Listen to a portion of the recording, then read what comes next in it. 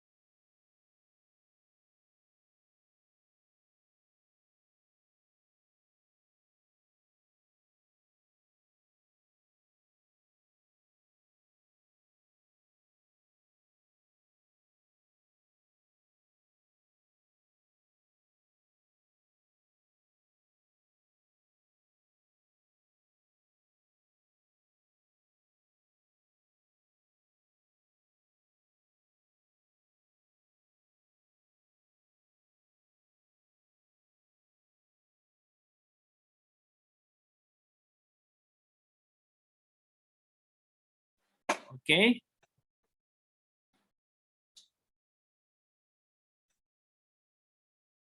The metabolic processes within a given cells are frequently regulated by signals from outside the cells. And a usual means of intercellular communication takes place through the working of the endocrine system, in which the ductless glands, okay, without any duct or channel, produce hormones as intercellular messengers. Hormones, Greek term that means to arouse to activity. And classically, hormones is a substance that is synthesized in one organ and transported by the circulatory system to act on another tissue. However, this description is too restrictive because hormone can act on adjacent cells.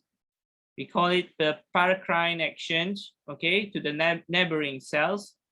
And on the cells in which they were synthesized, the autocrine action without entering the systemic circulation.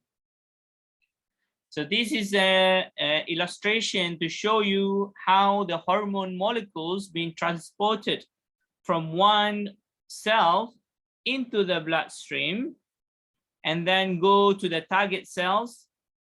You can see the hormones bound to the special receptors on the tissues or glands or organs, and then they start to carry it out with the activity.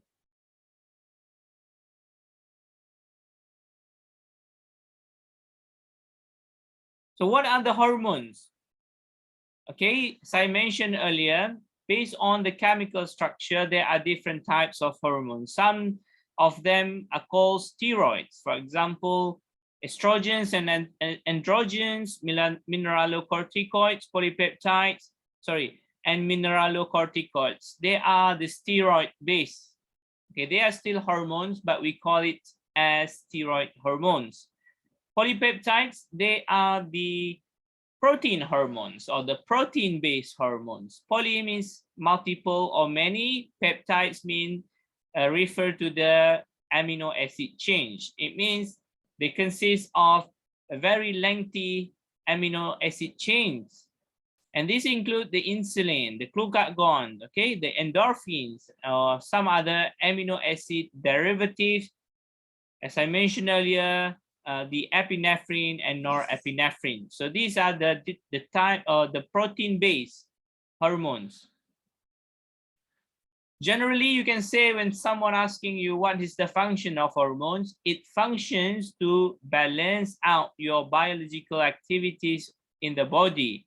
And this is commonly referred to the homeostasis, not hemostasis. Hemostasis refers to the blood clotting mechanism, where homeostasis is the physiological adaptation of your blood to maintain a biological activities. For example, if you're taking lunch after this, If you're having lunch after this, maybe you will consider the blood glucose level in your bloodstream will increase.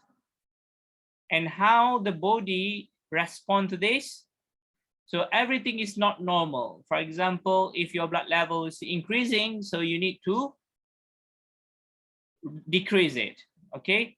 And you cannot manage or you cannot control this because you don't know how to initiate or stimulate the cells to produce a hormone that can reduce the blood glucose.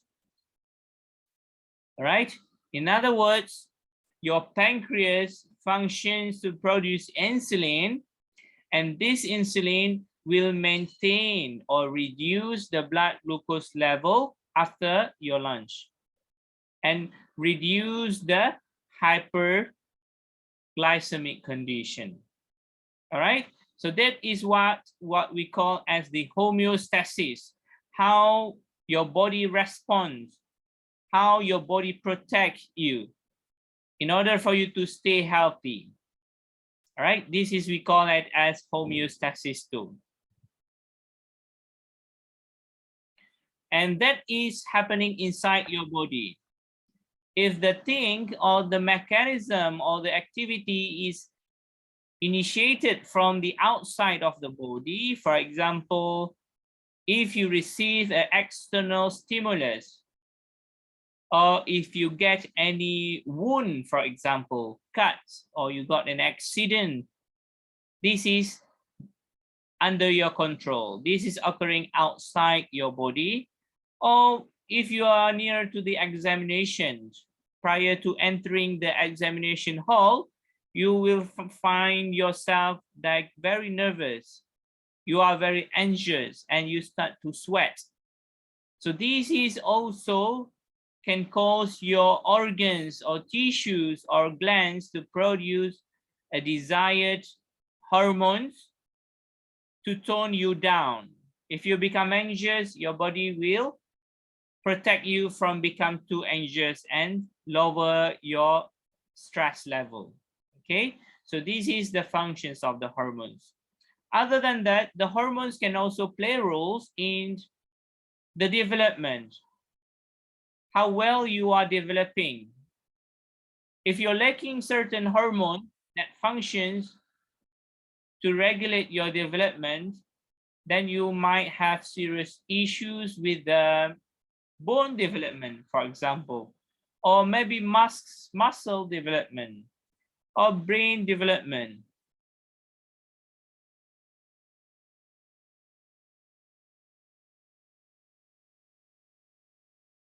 Okay, so this is the possibilities that can occur. In other words, this is the hormones, right? What are they doing in our body?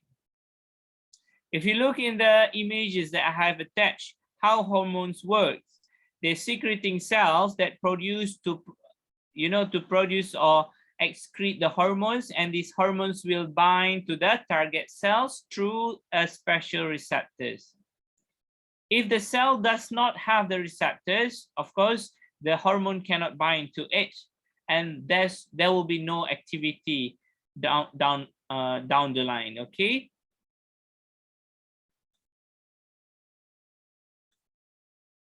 Okay, so that's only the examples.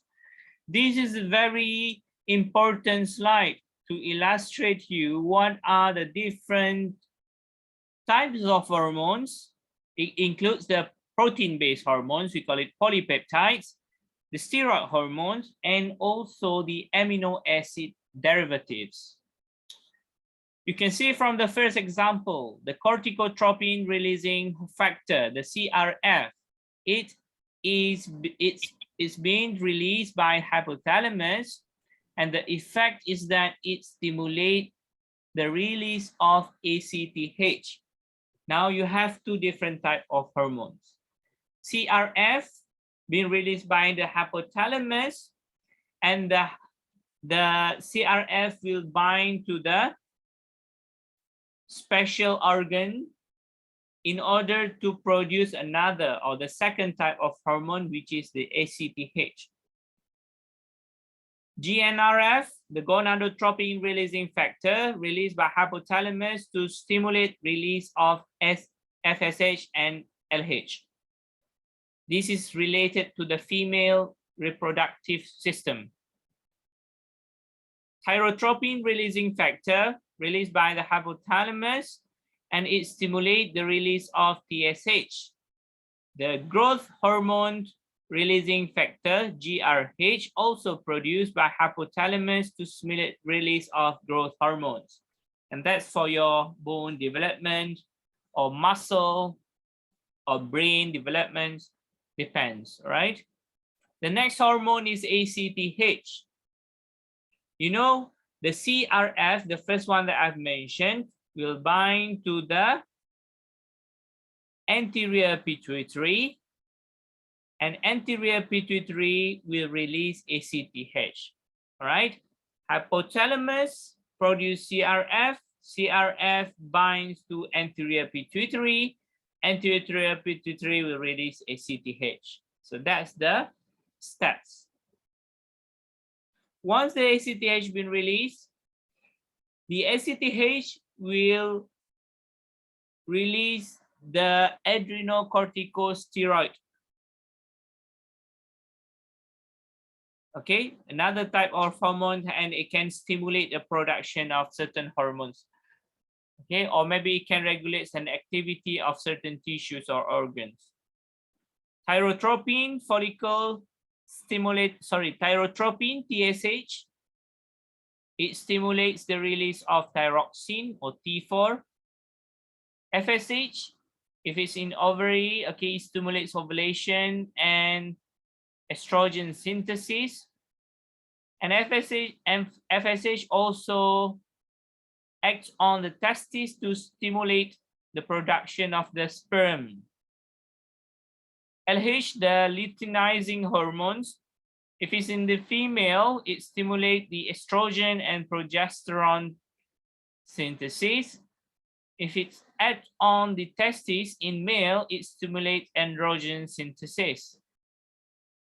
And there are various other hormones being released by the anterior pituitary.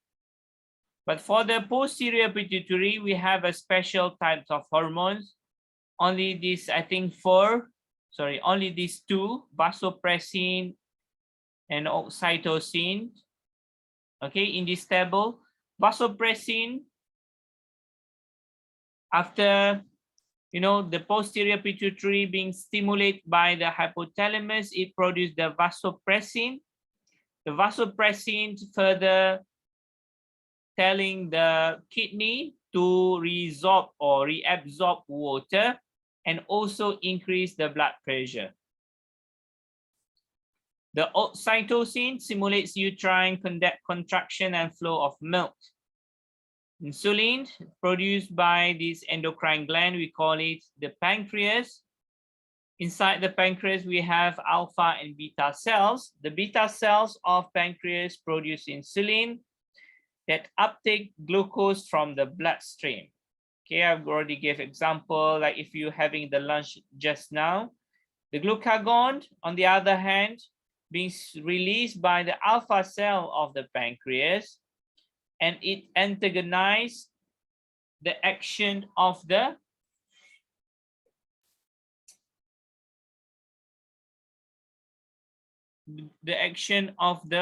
insulin. Hang on, yeah, give me 1 second.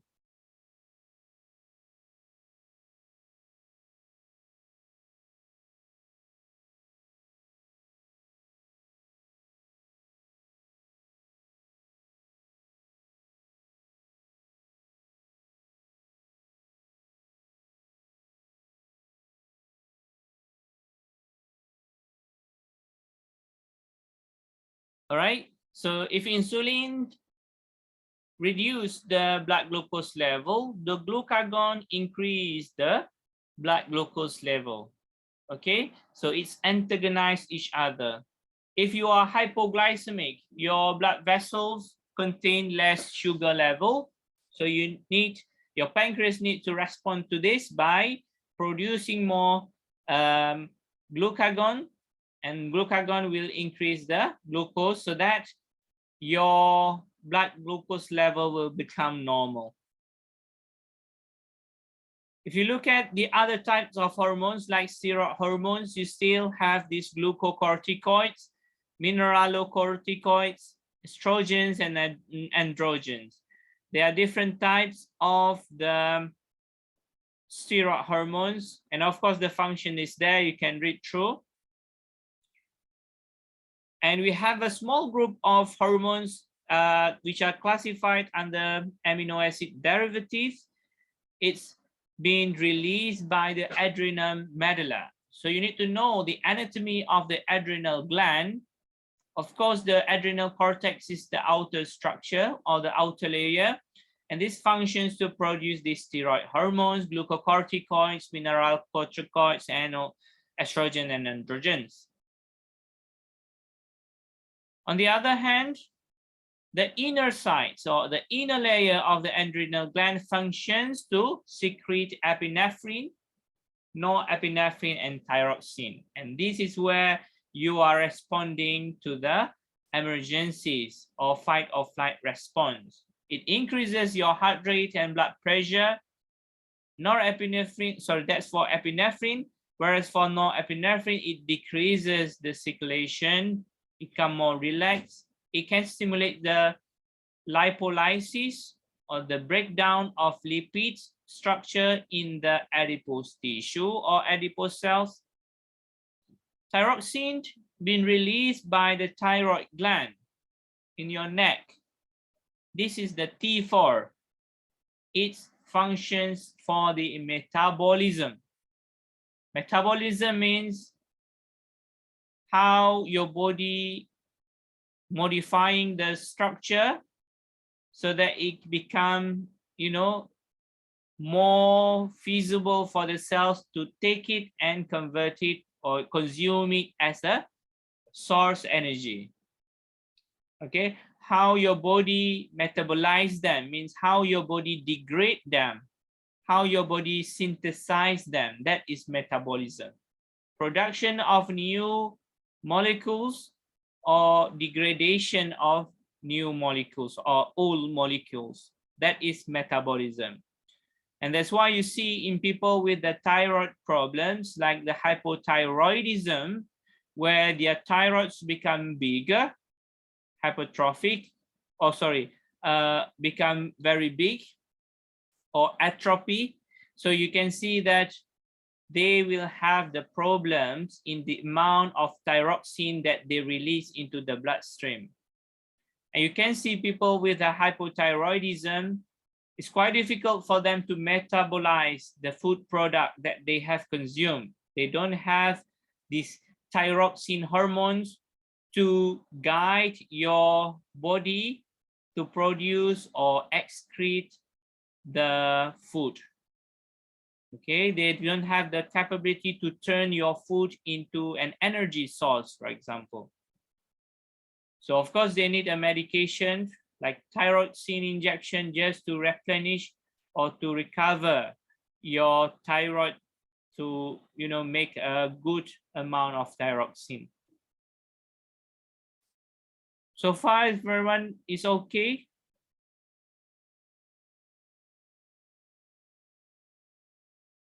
Okay, everyone? Okay. You want quiz after this? Can we make a quiz after this? Is 10% from your final assessment? Okay, if you didn't say anything means yes, right? In Arabic we call like as-sukut alamatur ridha, means if you keep silent then it means yes. Okay, everyone, we have quiz after this, but you don't want it. How about we arrange it on another time? You want to arrange another time? Of course you can. Okay, and then after the class, you tell me what time is best for you to have the quiz. Okay.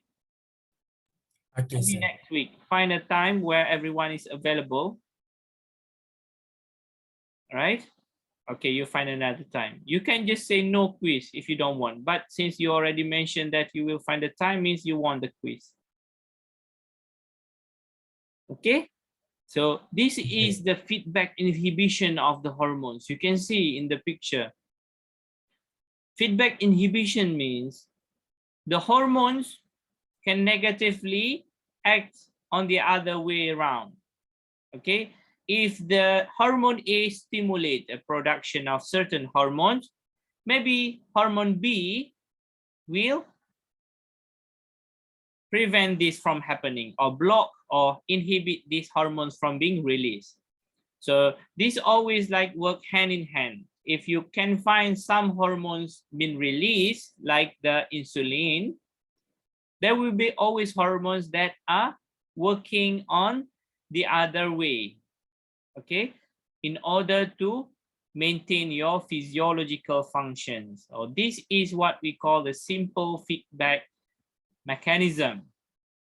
If you receive the trigger and then the endocrine becomes stimulated, they will produce the hormones, okay, in the picture, and this hormone will act on the target organ, and the target organ will later, okay, if it's too much, for example, you're producing too much insulin, so the pancreas now, the alpha cells, okay, they will need to send a signal to the pancreas. Sorry, they will signal these hormones will act on the pancreas. Sorry, the hormones will act on the blood.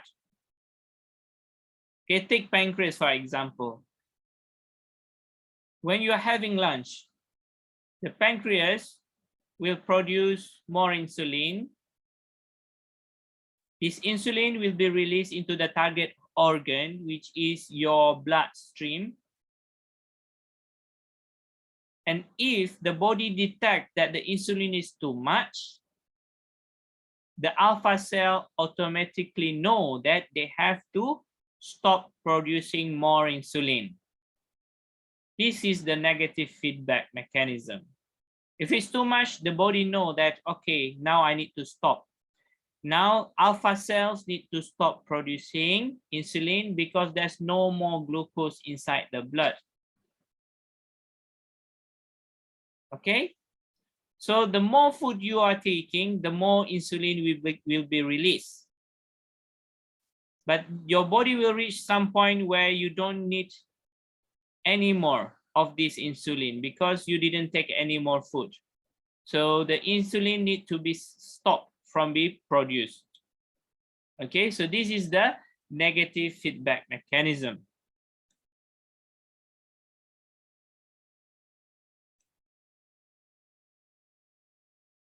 This is another slide to illustrate the hormonal control, which I already discussed with you in the first slide.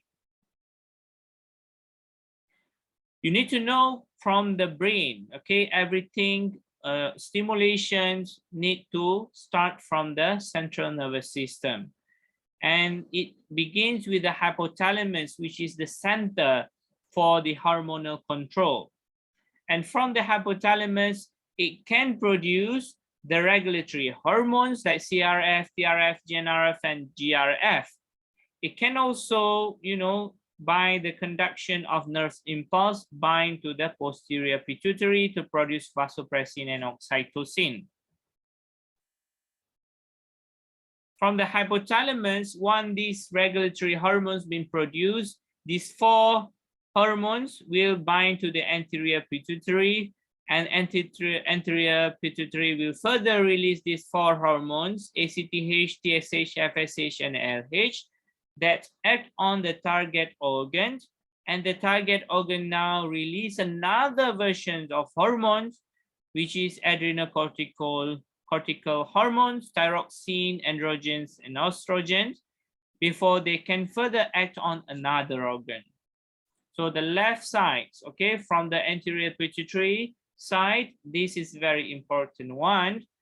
However, you should not exclude the importance of the need for the posterior pituitary to come and join the regulations of the hormones. Because if you lose any of this activity or capability to produce any of these important hormones, be mindful that the one that I am showing you is the most important hormones. We have another hormones, but they are less important. Why is it important? Because if you have any issues with the lacking of these hormones, or the expression or the amount being released in your body is increasing, or if it's too high, then you will have a serious issues. You will have a complication or diseases. All right. So this is very important hormones for you to know.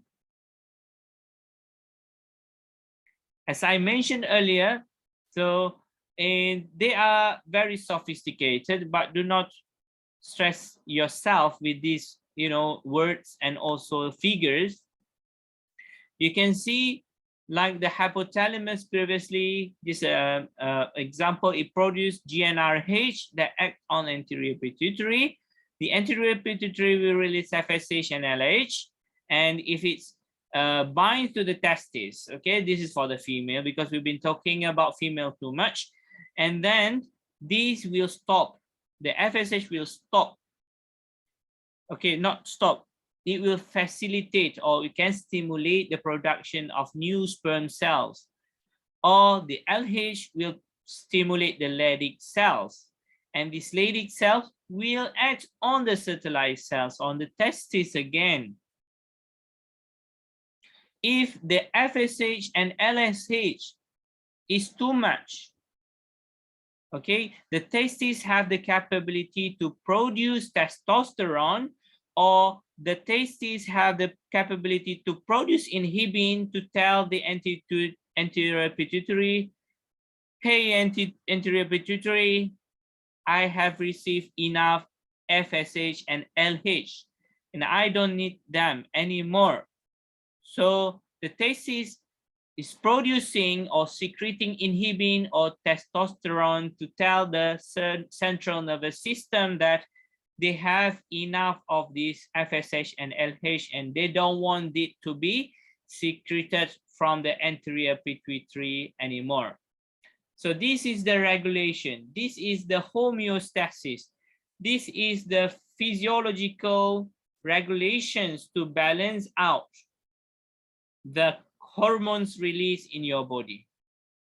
Okay, there are always parts that producing and the parts that inhibiting or blocking them from being released again. What are the chemical natures of hormones? We have the two main classification. As I mentioned earlier, we have the steroid hormones, or protein-based or non-steroid hormones, or amino acid derivatives hormones. So you see in the picture in the box, at the bottom one, you can see hydrophilic messenger. Hydro means refer to water, philic means they love water. In other words, these are the hormones that can bind inside the water system, which is in your blood, because your blood system have lots of water and liquids. There are hormones or messenger that don't like the water that much. This refers to the hydrophobic hormones. All right, so if you look at the picture here,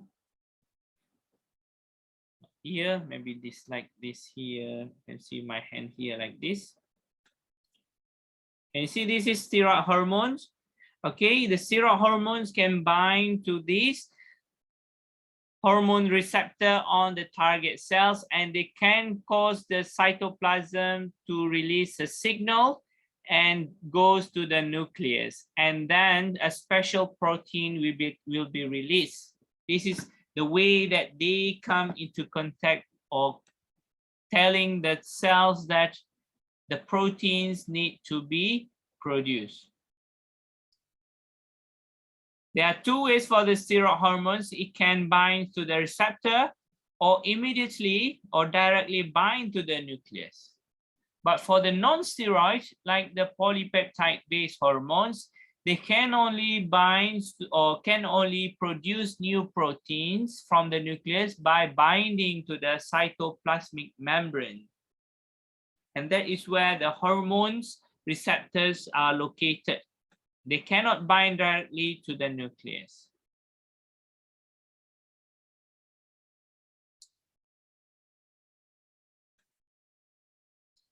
This is the example of two diseases. We call it hyperthyroidism and hypothyroidism. As you can see here, there is a problem and issues with the productions of tyrosine. Okay, so the releasing factors and trophic hormones, they tend to be the polypeptides, but the chemical natures of hormones released by specific endocrine glands show greater variation. Tyrosine is being produced by the thyroid gland and is an iodinated derivative of amino acid tyrosine. It means that from the amino acid tyrosine, they can become or they can be converted into tyrosine, right? After a special modification in the structure, because they need to go through a certain process to change the structure, all right? From tyrosine to thyroxine, okay? Thyroxine.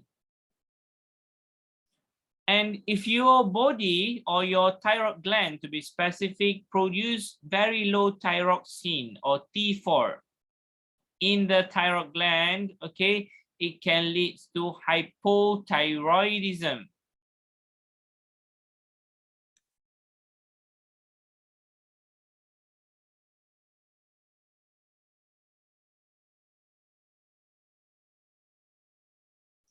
However, if you have very high thyroxine level, it can cause you to have these symptoms and signs for the hyperthyroidism.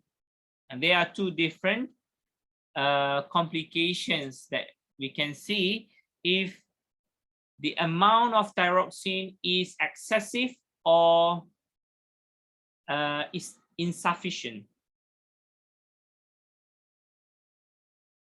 So this is only for the amount of thyroxine. Okay, we'll give you more example after this. Don't worry about that.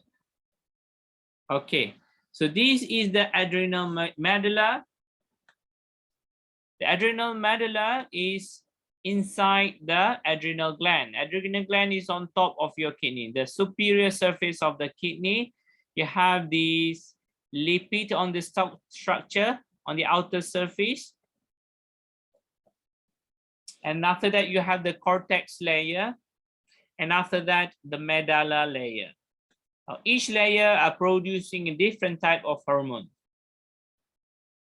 Zona glomerulosa in adrenal cortex produce mineralocorticoids, for example, aldosterone.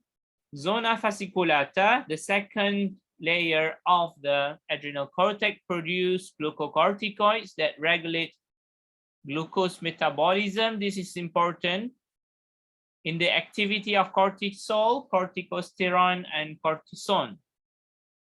The third layer of this adrenal cortex, we call it zona reticularis, that produces androgens, important for the masculinization, right? The masculinity of the male. For the adrenal medulla, only one, I think here is only one stress hormones, okay? We call it epinephrine or norepinephrine.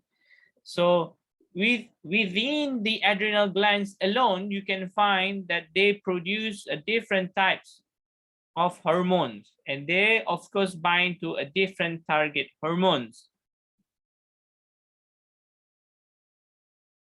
For example, adrenocortical hormones, I put it like in bold here, include the group glucocorticoids. They can affect the glucose metabolism. Your body will have issues in breaking down the glucose structure into a smaller molecules.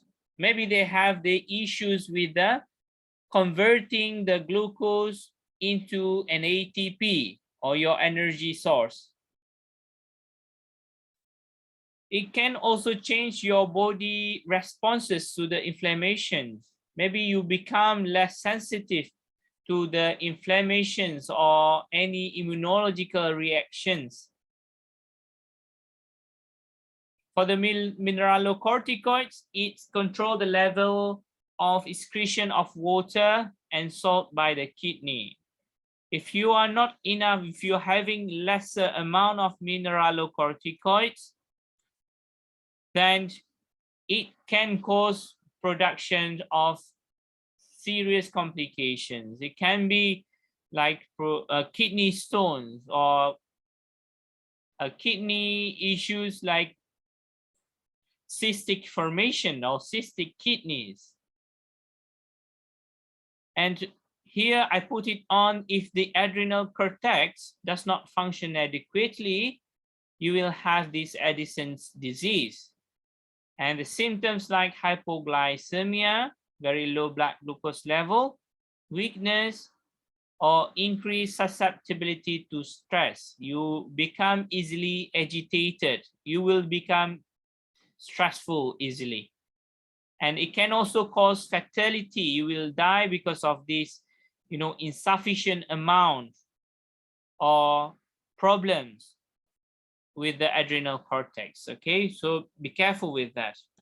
On the other hand, if your adrenal cortex is hyperfunction, if they are producing more and more hormones without we needing it can cause a production of tumor in the adrenal cortex. And this is commonly, we call it as the Cushing syndrome.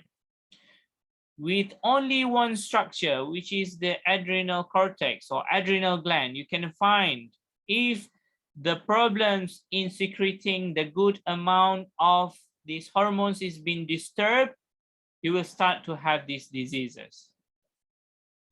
And example of these complications of Cushing syndrome is like the hyperglycemic. I think this is the signs of the symptoms. You can see from the physical appearance, their face appears like a moon shape.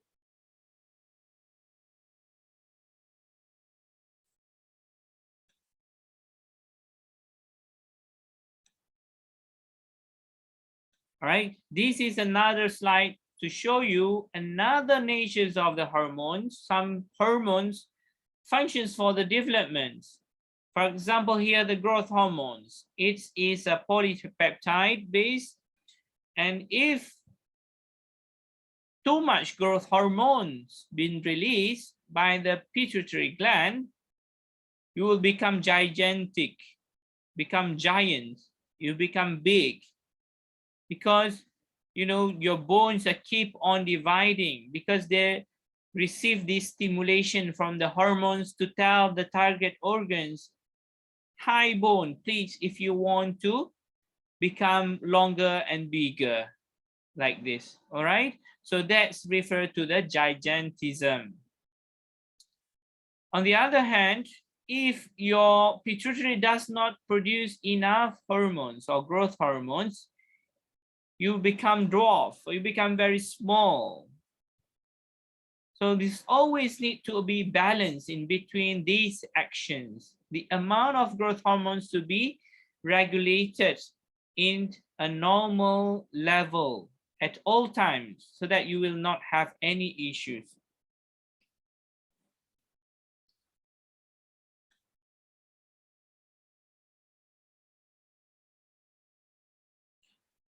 In other occasions, the hormones also referred to this as the second messenger. It means that they can also transmit an information from a certain organs to the others. Or maybe they can tell the cells what to do next. Instead of stimulating the organs to produce more hormones or other hormones. They can also regulate how the cell functions. All right. So if you look at the picture, you start with the water-soluble hormones in yellow, like a triangle structure. It will exit the bloodstream by entering the extracellular fluid. And after that, they will bind to the cell membrane receptor. For the water-soluble hormones, they are membrane insoluble. It's quite difficult for them to penetrate. So they just bind to the outer layer. But the activity when the hormones binds to the receptor on the cellular membrane, there are a special protein. We call it a G protein that is become activated. It's still there. It's inside the cytoplasm of the cell. But when the hormones bind to the receptor, they become easily activated because the signal they have received from the hormones telling that something needs to be done.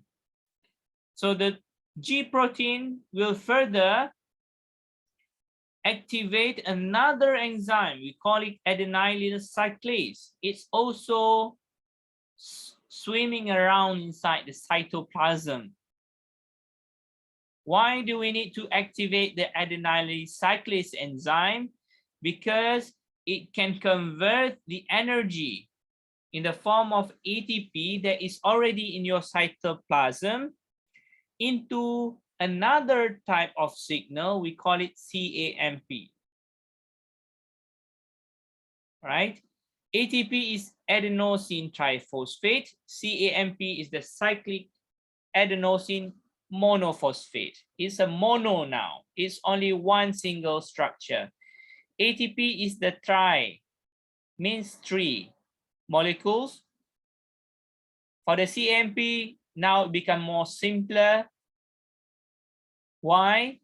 Because CAMP is the second messenger. They need to become in a one single molecule and it become lighter, not so heavy like ATP, for them to tell the protein kinases or the enzymes further down to phosphorylate a certain proteins in the cytoplasm. Right? So the story continues from the G protein become activated, it binds to the ATP. Sorry, it binds the adenylyl cyclase.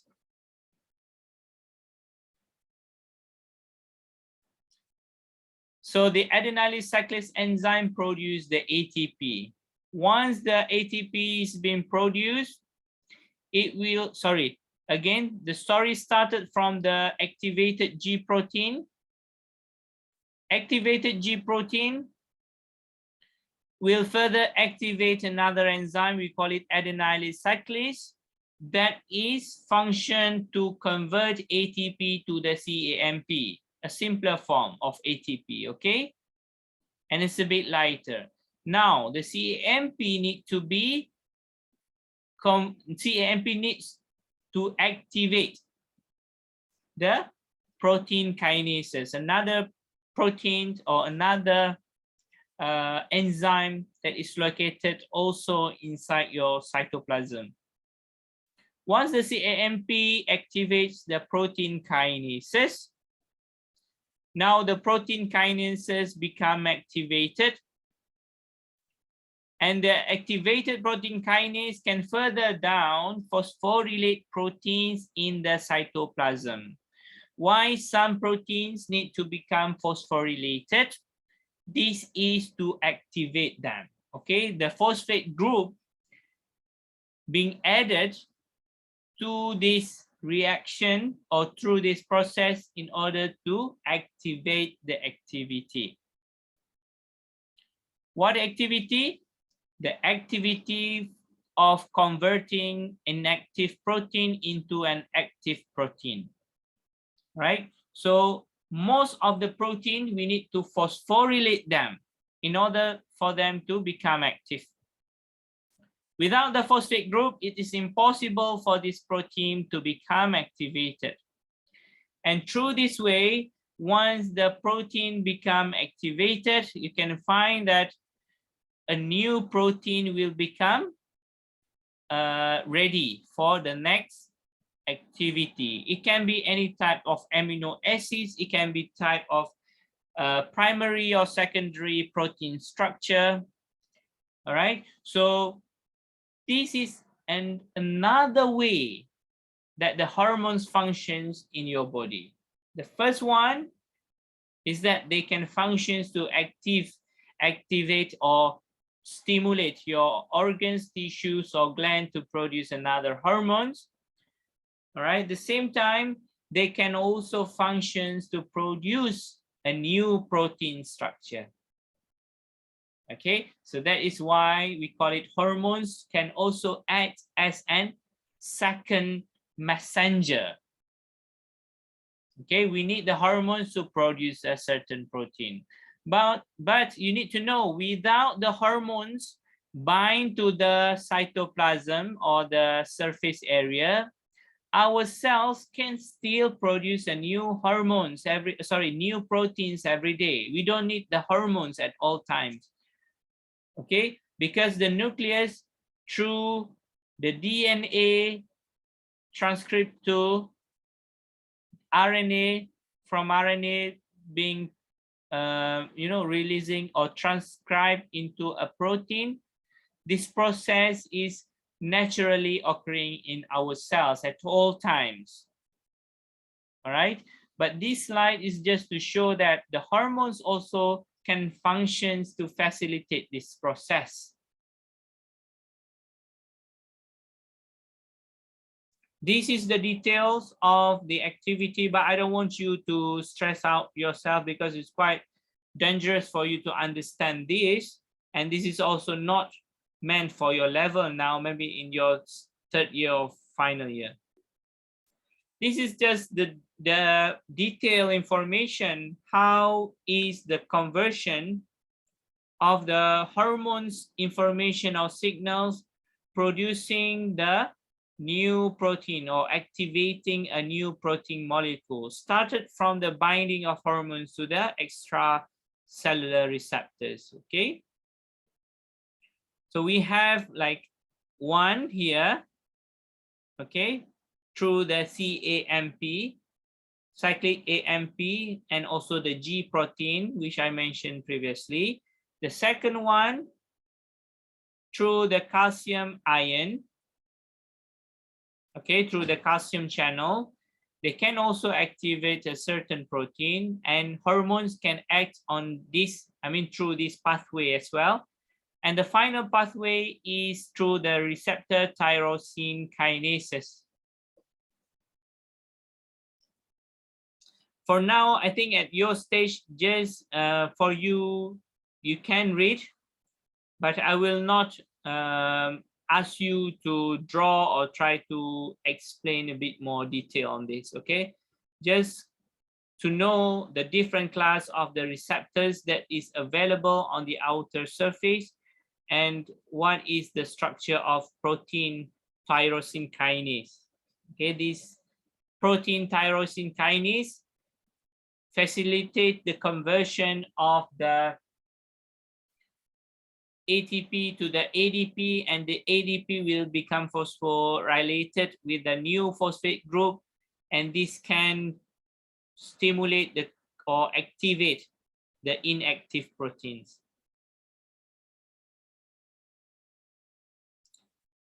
This is the target cell concept, and after this I will give like 5-minute breaks.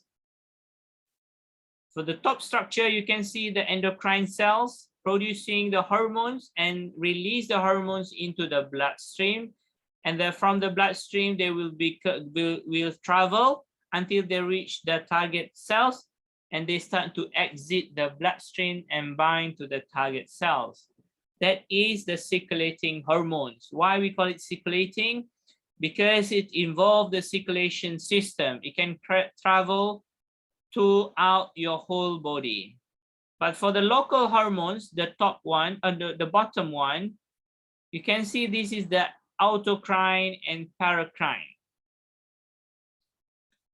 Okay, the endocrine here means that, sorry, the autocrine action. The autocrine action means the pancreas, for example, they can produce the hormones, and the hormones can bind to itself in order to inhibit the certain mechanism. It's automatically, means it on its own cells. The hormone be released and it binds again on its own cells. Okay, we call it as autocrine. For the paracrine, it means that the endocrine cells or endocrine gland release hormones to the neighboring cells. Okay, neighboring cells. Another type of cells, but is adjacent to it, that is very near to them. Okay, so they don't go through the blood vessel or circulating, no, they just release directly through the paracrine action on the target cells. Okay, so this is the definition or the classification of different types of activity for the hormones. This is the target cell concept. You can understand this is quite easy for you. We have the two main concepts. The first one is that as the factors that affect the concentration of hormones at the target cells, okay, how much of this hormone being released. The second one is that the factors that affect the actual response of the target cells to the hormones. Okay, so this is two different ways. Okay, the concept or the target cell concept, the more your endocrine produce your hormones, the more response that you will receive. Okay, so the rate of synthesis of metabolism or certain molecules, new proteins, okay, depends on how much hormones been released. If you have very low of growth factors, all right, so you cannot proceed with your development that much. But if you have more, then maybe it's better. Okay, you can become bigger quicker. All right, so that's the concept, right? We stop here. I will give you a 5 minutes break before we continue, okay? Or you don't want any break?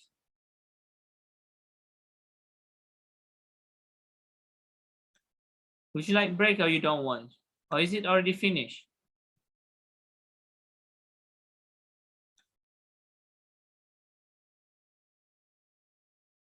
Why so quiet?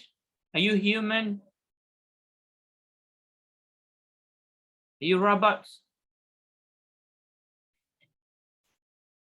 Can someone say something? Yes. Yes, doctor. Yes, what?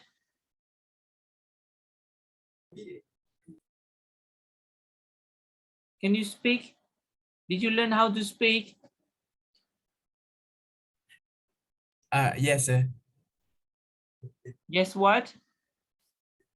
Yes, I got it. You got it. Okay. So you need any break or not? Yes. Yes. How long? 5 to 10 minutes. 5 hours. No, 5 or 10 minutes. Okay, we go for 5 minutes only. Okay. Okay. And we'll come back after that. You just stay on the line.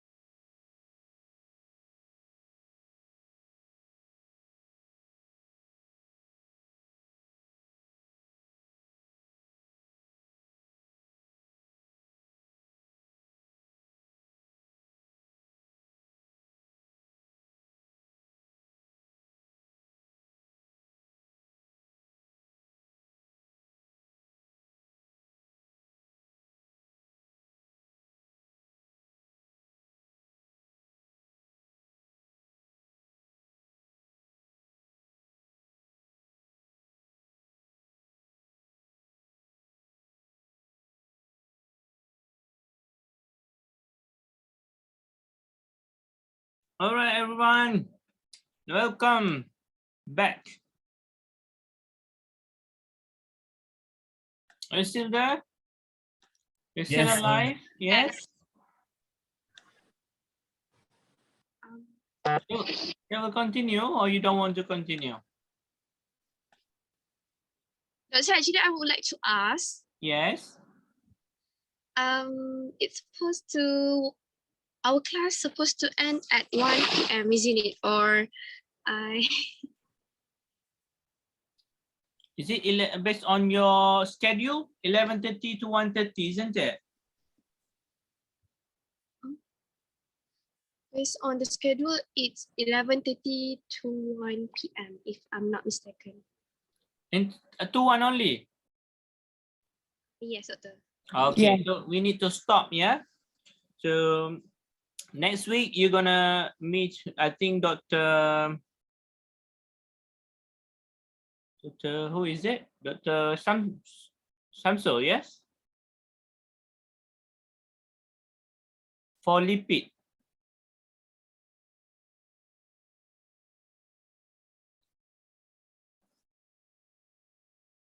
Can you confirm that? Okay, so for next week, you need to contact Dr. Samso for the lipid. In the meantime, we need to continue the hormones because there's another, I think, 33 more slides to go. So we need to have another class, an extra class to continue because hormones is very big topic. So we cannot have it only one session. So you tell me when is your available time throughout the week where we can continue with the rest of the lecture, okay? Because I don't want to cramp you with, too much information in one class. I can speed up, but I don't want to not understand what I'm trying to say, okay? So we will start up to this point, classification of hormones for today. Find one time where everyone is available. It can be night, just 1 hour and a half, just to complete another half of the lecture. All right. So I hope that's it for today. Thank you very much for your time. And don't forget to click on your attendance or the I attend that I've provided you previously. I'm putting it again in the chat box if you want to click, if you're not doing so. I hope you all the best. I'll see you again. Let me know, okay, Danisa, anytime this week where you are all available. It can be at night too. We'll do it online, okay? Thank you very much. We close the session by recitation of Surah Al-Fatiha. Bismillahirrahmanirrahim. Alhamdulillahi Rabbil Alameen. Ar-Rahmanir-Rahim. Maliki yawmiddin. إياك نعبد وإياك نستعين اهدنا الصراط المستقيم صراط الذين أنعمت عليهم غير المغضوب عليهم ولا الضالين. See you again. Bye bye. Bye-bye. Thank you, Doctor.